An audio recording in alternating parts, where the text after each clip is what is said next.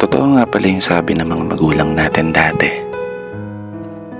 Mahirap kumita ng pera. Kaya naman, lagi nilang paalala, anak, mag-aral ka ng mabuti. Dahil yan lang ang sandata na maaari naming maipamana sa'yo.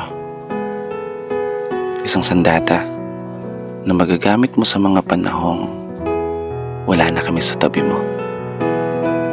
Para gabayan ka o itama yung mga mali na pwede mong maging desisyon, lalo sa sitwasyon na tanging sarili mong lakas ang ituturing mong pundasyon para harapin yung mabibigat ng mga pagsubok at hamon.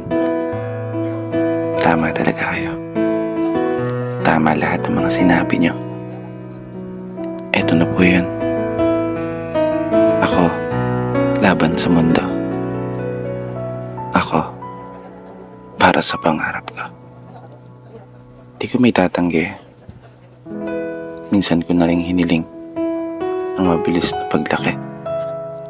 Dahilan para ang inyong mga pamahan at paalala ay nagawa kong may santabi.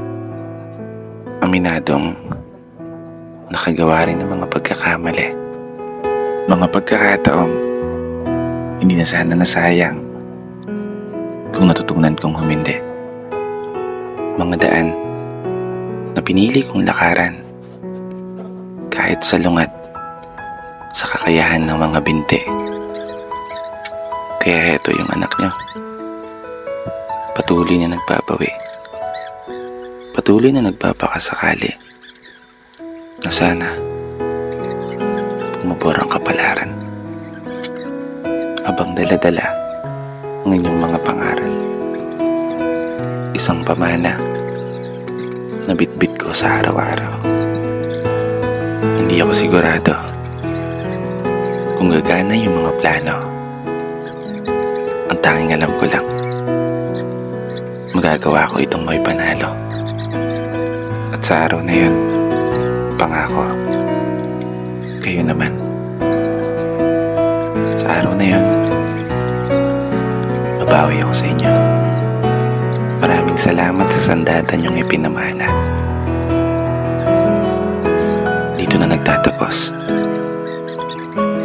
Kaya isang pagpupugay para sa lahat ng mga magulang at para sa lahat ng mga anak na patuloy sumasabay sa hamon ng buhay.